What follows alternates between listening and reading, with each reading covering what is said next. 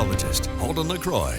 Welcome back. After a nice cool start to the day, we are greeted with full-on summer once again, and even out toward the Oregon coast. It looks like a late June, July day out there as temperatures have soared to 78 degrees down towards Coos Bay, 92 for both Eugene and Corvallis, 94 for you folks down toward Roseburg. But it's not just the heat. It truly is a dry heat across the region because we have humidity down to the single digits or approaching that out towards Deschutes County. Look up into the foothills, a little bit better toward Oak Ridge, but Blue River right now is sitting at about 12%, and that goes for pretty much everyone along I-5. The only good numbers are out toward the coast, and that is a sign of the marine layer that's going to be returning overnight tonight. In fact, cue the Jaws music. You can see it moving right up the Oregon coast right now, and that's going to inundate much of Coos Bay, Florence, even Newport late tonight, and that is going to impact your high temperature for the day tomorrow. Tonight, though, we're still seeing some easterly winds. That is the culprit for the really dry air.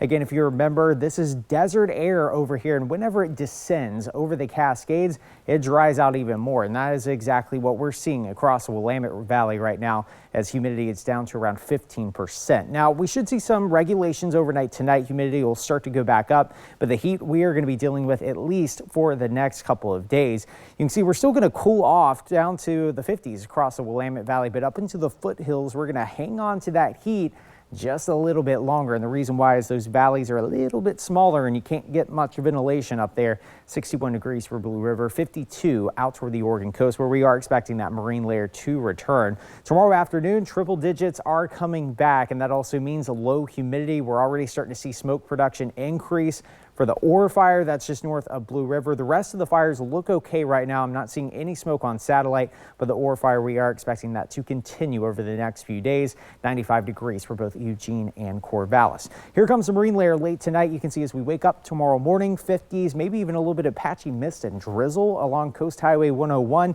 Inland, though, clear skies, and that is going to translate to a hot afternoon. You can see back up into the mid to upper 90s, and by Saturday, we should see that marine layer extend a little bit further towards areas of Bonita, but it will not last for long, and you can see temperatures warm up inland to around 91 degrees.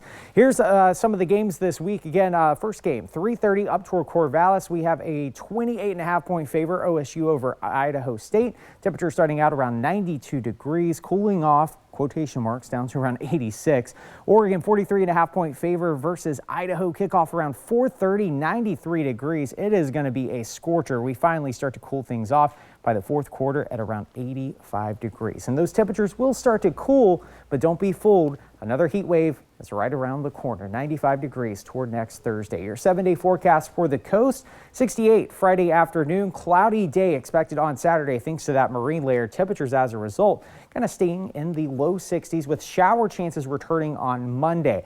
And you can kind of see that for the Roseburg area as well. We cool off towards Monday at 80. A little bit of mist in the morning, then we climb things right back up to near 98 degrees by Thursday. For the Cascades, 85 tomorrow afternoon, and we are tracking thunderstorm chances by Monday. We're going to be watching that closely. But look at that temperature, 68 degrees, so we're going to be watching that closely, but we shouldn't be too concerned.